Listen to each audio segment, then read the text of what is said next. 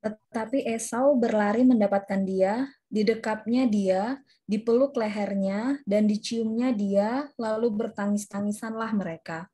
Kemudian Esau melayangkan pandangannya, dilihatnyalah perempuan-perempuan dan anak-anak itu, lalu ia bertanya, "Siapakah orang-orang yang beserta engkau itu?" Jawab Yakub, "Anak-anak yang telah dikaruniakan Allah kepada hambamu ini." Sesudah itu, mendekatlah budak-budak perempuan itu beserta anak-anaknya, lalu mereka sujud.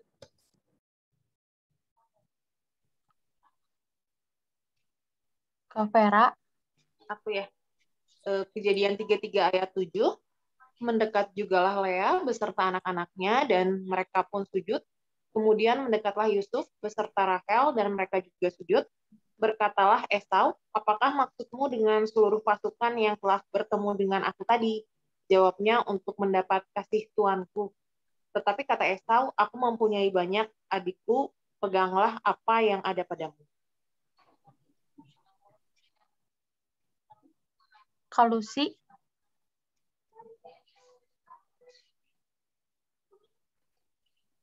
Halo, sebentar. Kejadian 33 berarti tadi ayat 10, Kak. Ayat 10 ya?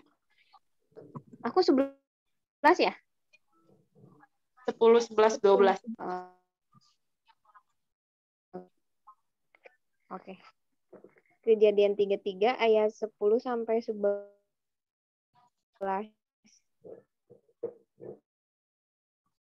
Kasihmu, Allah persembahanku ini dari tanganku, karena memang melihat mukamu adalah bagiku serasa melihat wajah Allah, dan engkau pun berkenan menyambut aku.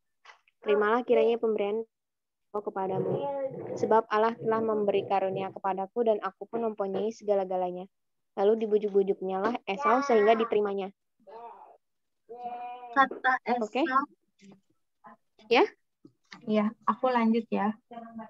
Kata Esau, baiklah kita berangkat berjalan terus. Aku akan menyertai engkau. Tetapi Yakub berkata kepadanya, Tuanku maklum bahwa anak-anak ini masih kurang kuat, dan bahwa beserta aku ada kambing domba dan lembu sapi yang masih menyusui. Jika buru-buru, 1 hari saja, maka seluruh kumpulan binatang itu akan mati. Biarlah kiranya Tuanku berjalan lebih dahulu dari hambamu ini, dan aku mau dengan hati-hati beringsut maju menuju langkah hewan yang berjalan di depanku, dan menurut langkah anak-anak, sampai aku tiba pada tuanku di Seir.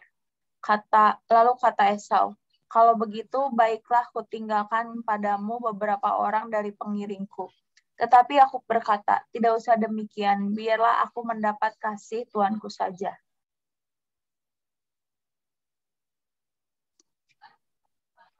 Ovi? Aku selesaikan di ayat 16. Jadi pulanglah Esau pada hari itu berjalan ke Seir. Tetapi Yakub berjalan ke Sukot, lalu mendirikan rumah, dan untuk ternaknya dibuatnya gubuk-gubuk. Itulah sebabnya tempat itu dinamai Sukot. Dalam perjalanannya dari Padan Aram, sampailah Yakub dengan selamat ke Sikem di tanah Kanaan, lalu dia berkemah di sebelah timur kota itu. Kemudian dibelinyalah dari anak-anak Hemor bapa Sikem sebidang tanah, tempat ia memasang kemahnya dengan harga 100 kesita. Ia mendirikan mezbah di situ dan dinamainya itu Allah Israel, ialah Allah. Jadi kalau di sini ceritanya seperti yang kita sudah sama-sama baca, ini pertemuan yang aku sih rasa dramatis ya. Dramatis, jadi pertemuan kembali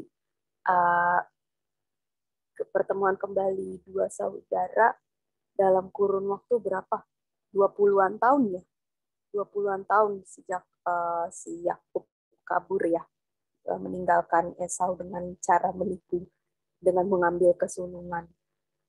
Di situ aku yakin sama seperti Yakub yang sudah melewati banyak hal selama 20 tahun, begitu pula dengan Esau.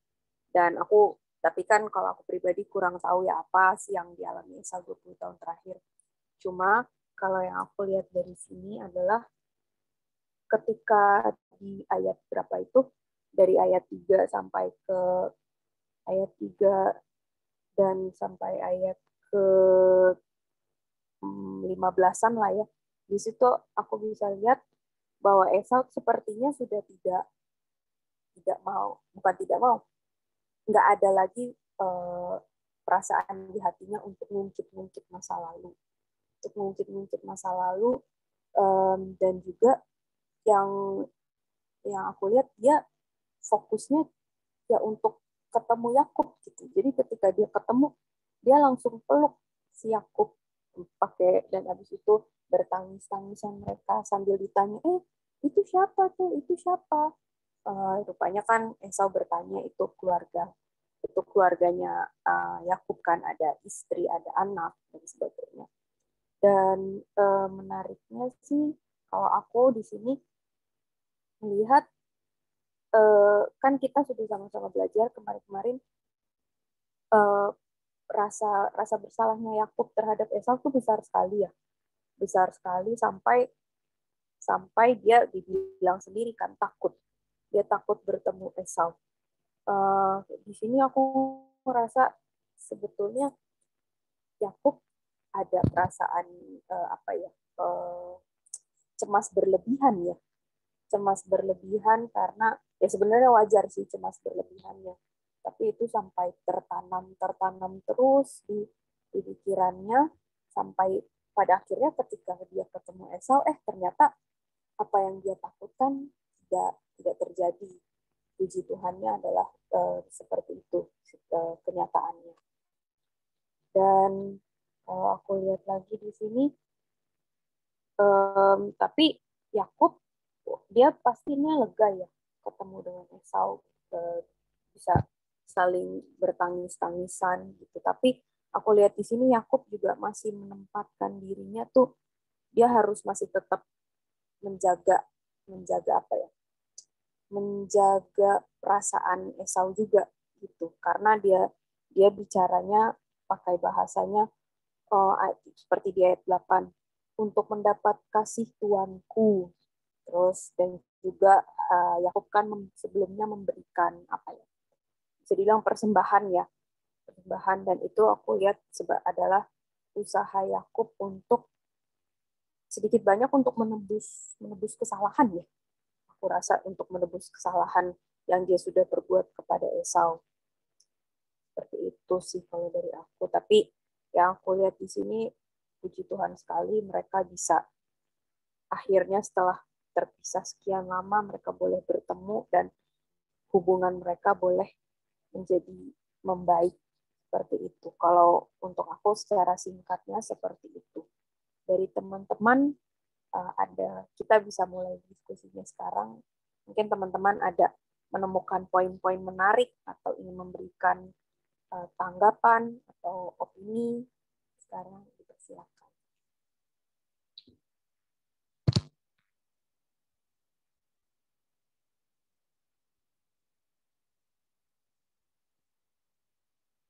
Mungkin aku mau coba tanya pendapat Teh Ocha dulu. Teh Ocha, gimana pendapatnya setelah kita sama-sama baca firman ini? Teh, ada poin yang ingin dititik beratkan?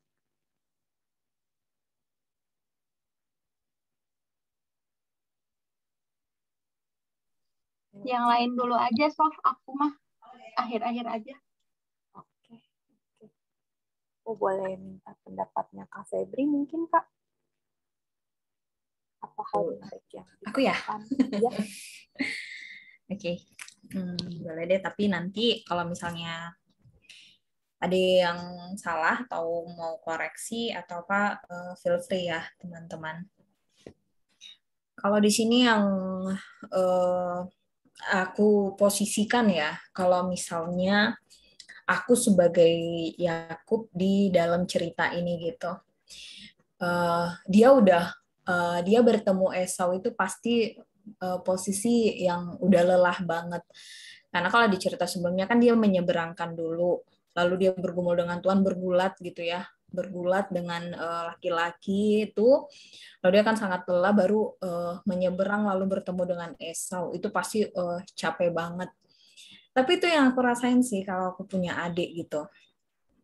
Sesalah-salahnya adik itu, hati itu nggak bisa apa ya, nggak bisa ini gitu, nggak bisa, ya pasti gila 20 tahun perpisahan, mungkin bisa aja ya aku memikirkan kalau adiknya itu sudah meninggal, atau bisa aja ya dalam pikiran manusiawinya Yakub, oh dia sudah tidak pernah pulang, tidak menjenguk ayah dan ibu, tidak melihat kami. Bisa jadi dia sudah jadi apalah di luar sana gitu kan. Ini pasti yang pertama sih rasa rindu yang mendalam, di mana 20 tahun tidak bertemu pasti muka sudah semakin tua ya. Pasti namanya udah kepala keluarga, sama-sama sudah memiliki kepunyaan masing-masing. Bertemu di saat oh ternyata adikku itu tetap baik-baik aja gitu. Jadi sikap Esau di sini yang aku benar-benar apa ya, salut itu, dia nggak flashback sama sekali. Dia nggak flashback kelakuan si Yakub pada zaman dulu gitu. Tapi malah dia, ini anakmu, ini istrimu, ini pembantumu gitu. Jadi kayak gila sih adikku. Walau tanpa aku tuh, walau tanpa kami pun istilahnya yang dari keluarga Ishak itu berada di luar sana, dia bisa, dia mampu berdiri, maksudnya dia mampu tetap bertahan hidup dan datang ke aku dengan menawarkan banyak sesuatu melalui pasukan-pasukannya yang datang 2 kali, dan sampai saat ini kami bertemu dengan bertangis-tangisan. Gila sih, itu pasti tragis banget lah itu nangis-nangisnya kalau aku mikirnya. Dan cara Yakub di sini memberikan apa ya, pemberiannya itu ya udahlah bang, ambillah gitu, kayak memang manjanya adik gitu, manjanya adik ngasih gitu kan. Kalau udah sih kak, coba aja sih, kalau apa ya, adik-adik di rumah juga gitu, kadang beli sesuatu sebenarnya aku nggak suka, tapi udah sih kak coba aja, sendok aja. Jadi cara memaksa, cara manjanya itu masih ada lah. Ini bener-bener adekku gitu, dia bener-bener apa ya, bener-bener saudara lah. Mereka itu tidak bisa dipisahkan karena memang mereka satu darah gitu kan. Dan cara Yakub memperlakukan kakaknya itu bener-bener udah bener-bener berubah 180 derajat, bukan 360 derajat balik ke seperti sebelumnya, tapi dia melihat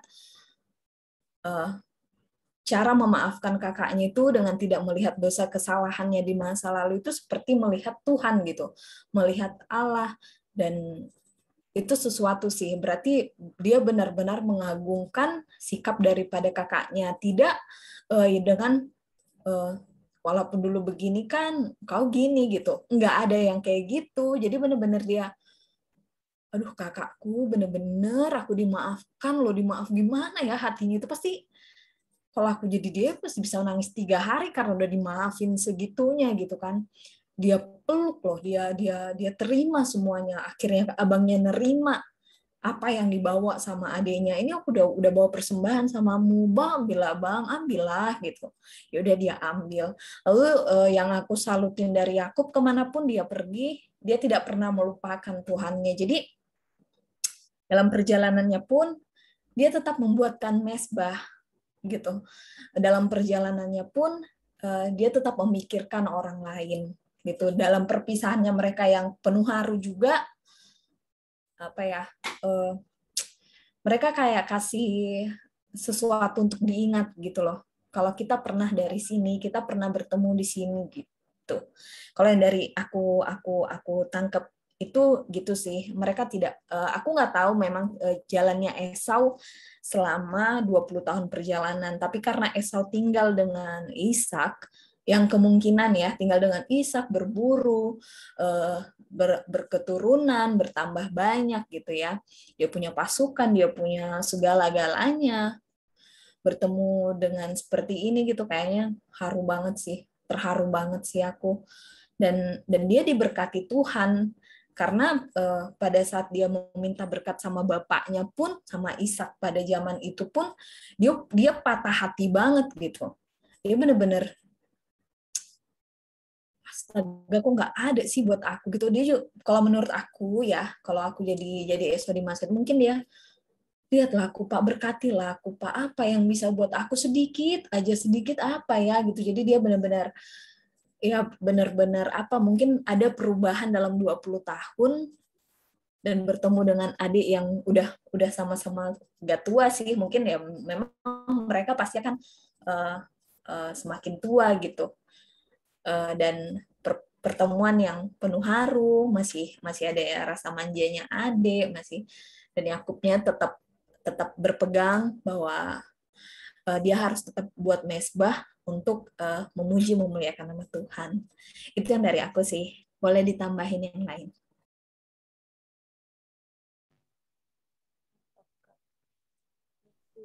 Desi mungkin?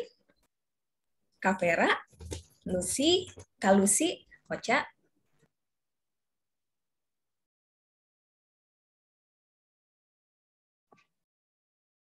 Boleh nih dari Kak Vera. Sophie masih ada? Ya, Teh.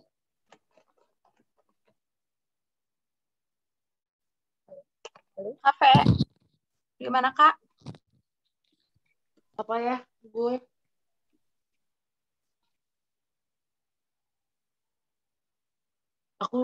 Aku dapetin bahwa